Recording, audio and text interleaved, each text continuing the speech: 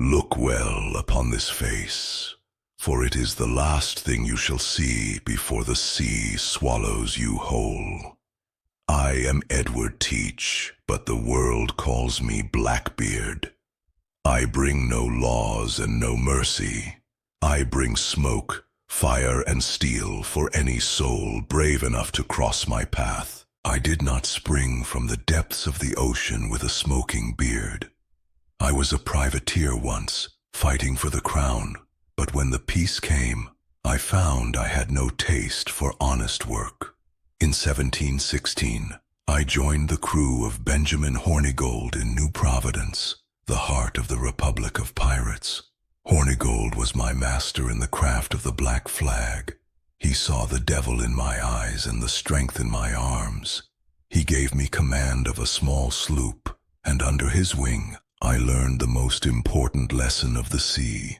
The flag you fly is a tool, but fear is your true weapon. We hunted the Spanish and the French, and with every prize we took, the name Blackbeard began to be whispered in the taverns of Nassau. Hornigold was a man of old habits. He refused to attack English ships, still clinging to his loyalty to the king. But the crew grew restless, and so did I. We didn't want the king's crumbs. We wanted the whole loaf. In late 1717, Hornigold accepted the king's pardon and retired from the life.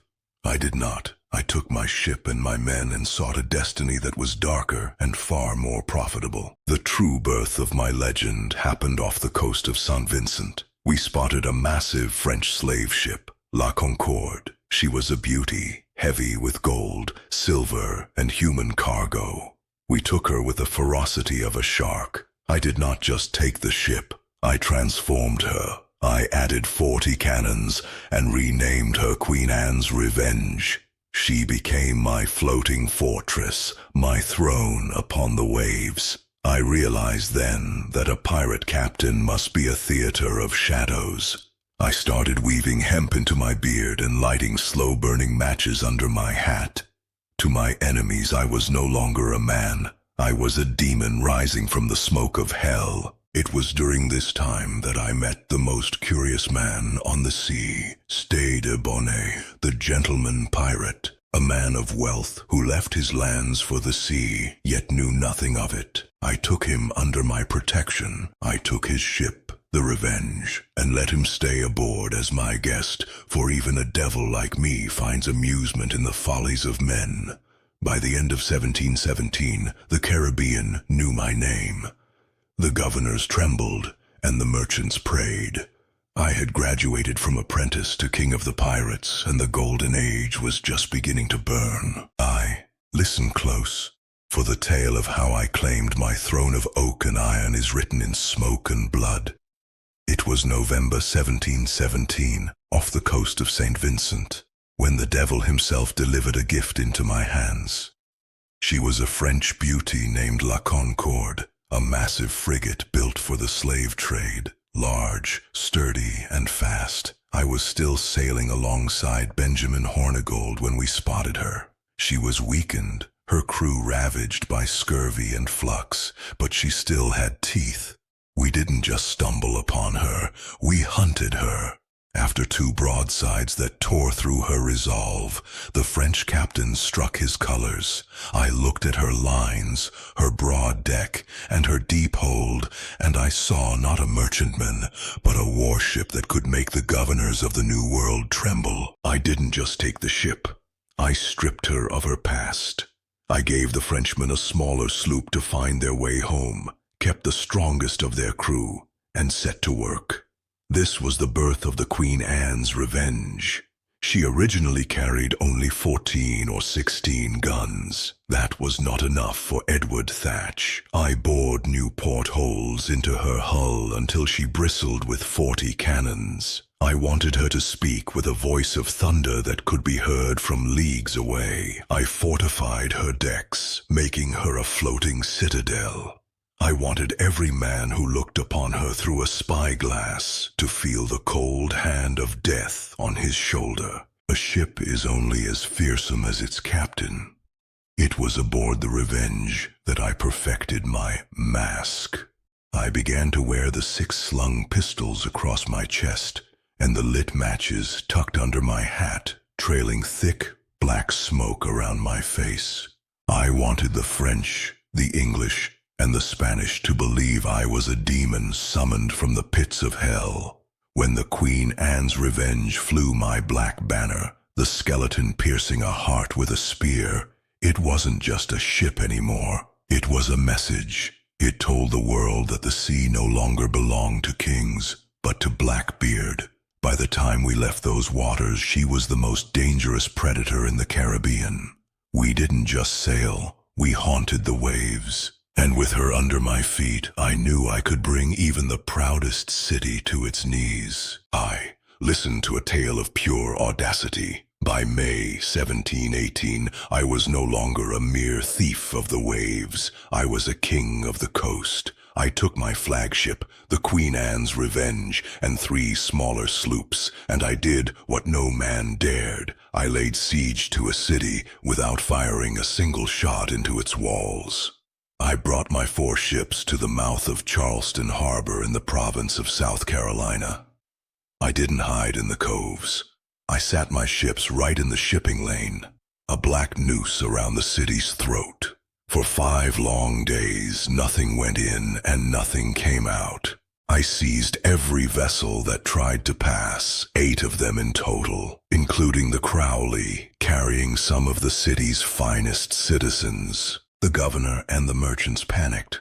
They thought I wanted gold or silver or their lives. But my crew was wrought with the French pox and other miseries of the sea. I didn't want their coin, I wanted their medicine. I sent a delegation ashore, led by one of my captains and a prisoner, a man named Marks.